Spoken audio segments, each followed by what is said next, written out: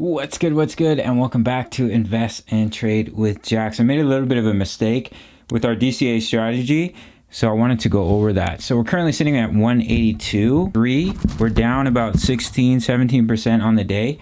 We're sitting at market cap of 12.65 billion, 24-hour volume 3.14 billion. Ladies and gentlemen, if you're new to crypto.com, make sure to sign up, to the world's fastest crypto going app. And you can grab one of the incredible Visa cards for cashback in crypto, free Spotify, Netflix, Prime, travel incentives, depending on level of card that you have, $25 just for signing up through my referral. So in yesterday's video, I said you could use this as a buy zone just in case we see a V-shaped recovery. Well, that wasn't a very good call. Now, if it came down here and you bought again, your average price is sitting at about 194. So if we came down to 152, your average price would still come down, but it's going to take longer for you to get back into profits. Ideally, what you want to do is have your DCA buy zones close to oversold on the 1 hour RSI. So you can see right here on the 1 hour bounce, come back here, 1 hour bounce. Now, if you're way up here and you're like, well, where do I set my buy zone? You want to look for your structural support.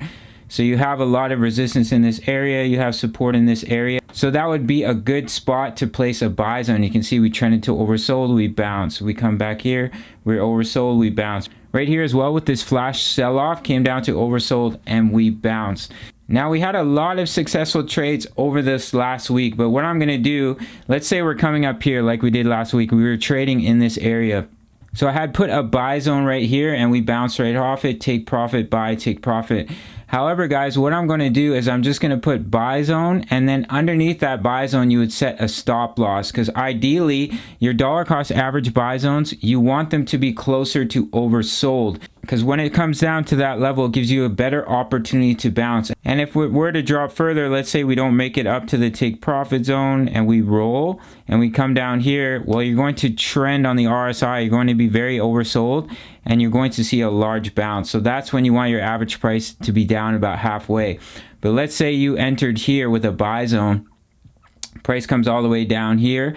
Now your average price is sitting right here. Of course, we had a nice bounce, but let's say Matic didn't see that large of a bounce. It came up and it started to roll over once again, and then you would have seen your larger bounce down here. So if we were to roll over and we lost this buy zone, what would happen is you would hit your stop loss right here, and then you would have your dollar cost average limit set 175, 152, because it gives you a higher likelihood of bouncing, because then you have a much better entry point to play the bounce. And if it continues to sell off, that's when you're going to trend into oversold, the low 20s, and then you're going to see a larger bounce back to the upside. All right, guys, so we're going to change it up a little bit with our dollar cost average strategy here. My DCA buy zones will always be close to oversold areas, 30 on the 1 hour RSI. And then if I set higher buy zones, if we're on a nice little pump, they won't say DCA, they'll just say buy zone.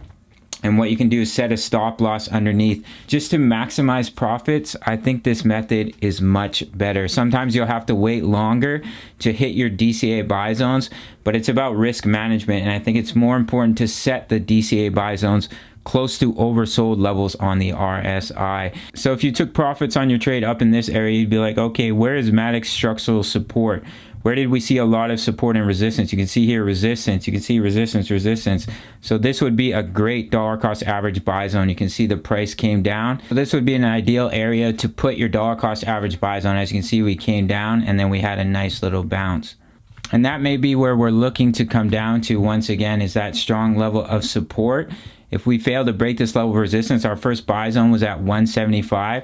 So if we come up here and we hit resistance, that's a good area to take profits, about a 10% trade. But if we continue to roll over, we come down to this level of support, well, your average price is sitting at should be about 164, and then you're ready for the bounce up to 175 once again, or even higher. And that's why I usually only close 50% of my trade at a take profit level, and I let the rest ride. All right, guys. So my apologies, that was not a good call up here. I won't be making any of those kind of calls anymore. It's a bit of a noob mistake. When you come up to overbought, towards overbought, that's usually when you're going to see a move back down on the 1 hour. You can see move down right here, move down as well. Right here, we're overbought, move down. Right here, move down as well. So we'll start targeting oversold on the RSI for our DCA strategy. All right, guys. So we have this bear flag pattern. We had a bit of a fake out to the upside. and then we rolled over. So what you do is you measure your flagpole, and that will take you down here, perfectly down to that level of support at 152. So that may be where Matic is looking to go to, unless we create this double bottom and we break back out to the upside. I do think 152 is a likely scenario, but if we can bounce here, we get back above the EMAs, that's when we can come up. Actually, I'll drop this back in here. I'm actually going to drop this down a little bit just so it rests right on this previous swing high. So that's coming in at about 193. Not financial advice, guys. Of course, this is just for reference, so use your own discretion. But we could definitely hit some resistance there and then continue to roll over down to 152. But if we do bounce and get back above the EMAs, do target 214. If we look at Matic here on the 4 hour, you can see here on the 4 hour chart as well, we're underneath the EMAs. So if we start hitting them as resistance, that's when we can come down to that strong level of support here at $1.50. It's important to set your buy zones all the way down for a 50 to 60% drop at all times, even 70%. I think I have buy zones all the way down here. This is, yeah, about a 72% drop. So what I've done, I'm just going to use 6 buy zones. 1, 2, 3, 4, 5, 6.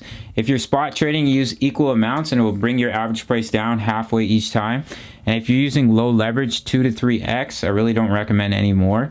2x is ideal because it allows for a 50% liquidation price. And every time you hit a buy zone, it drops it, right? You have to double your margin. So if you enter with 100, your next buy limit is 100. Now you have 200 in the trade. Your next one is 200. Now you have 400. The next one is 400. That's why I've just added 6 buy zones, because it adds up quickly. All right, guys. So we're going to hop over into the daily time frame. So we can see here on the daily, I mean, Matic is still holding this trend line. We do have that bearish divergence. So we created a higher high and we created a lower high in the RSI. And there was another thing that I wanted to make you guys aware of. I was seeing with this with Bitcoin as well. I'm just going to quickly grab this trend line. And that's a rising wedge. I'm going to drop this down a little bit. So you can see we have a large rising wedge here for Matic. Your technical target is all the way down here at about 63 cents, but that's bear market territory. Now I'm sure some of you are like, Jax, if we go to 63 cents, your dollar cost average strategy is going to go to shit. But it works in waveform. So if we come over to the 4 hour, you can see here, perfect example. So you come down, you come up, right? And let's say you had your buy zone, buy zone, buy zone. Well, you're in profits, and then you're targeting oversold again. So if your buy zone's down here, you're back in profits, right? Right here as well, you can see it works in waves. Down, back up again, down, back up again, down, back up again, down, back up again. So as long as you have your dollar cost average buy zones below the price and you're targeting oversold zones, you're going to bounce back up into profits. And when you bounce, you lock in your profits and you reset your buy zone. So if we quickly look at Ethereum here, you can see with Ethereum as well, we're creating that double bottom pattern. However, guys, with our last few wicks down here, as I was saying in my last video, when we had our flash crashes, we consolidated and then we came all the way back down to the wick. Here we came a little bit lower, but if you come down to our crash in May, you can see our wick low, and then we came back up and we slowly bled all the way back down to our wick, created a double bottom, broke out. So if that happens once again, that's when you're going to see that ABC correction where Ethereum slowly makes its way down to 3580 before breaking back out to the upside. If we were to lose that level of support here, then I would target these levels of 0.618, 3053, and 2757. If we lose this swing low, that's really bearish, guys. That could be a strong signal that we're going to go into a very steep correction or a bear market. But as of right now, I'm targeting 3580. If we continue to see some sell-off here, if we invalidate this double bottom pattern and we don't bounce back to the upside, that's when we'll do a little bit something like this. We come down, we don't bounce back, we come down, break up, break down, break up, and then see your breakout back to the upside. I think that's the likely scenario here, unless we bounce from this double bottom pattern. And if that were to play out here, it would bring ETH back up. Pretty close to this level of resistance, 4631 for ETH, all right, guys? So that's basically it for this one. Your dollar cost average buy zones 175, 150, 132, 107, 92 cents. And we have our take profit areas at 193, 214, 233. And of course, our bull run targets for Matic, we have the 1.618 coming in at 677, the 2 extension at 1181, and the 2.272 at 1767. Quick shout out to the Discord, guys. Over 1,000 members posting chart patterns, talking all things crypto. It's the price of a coffee. You can sign up through the Patreon. All right, much love. Take care.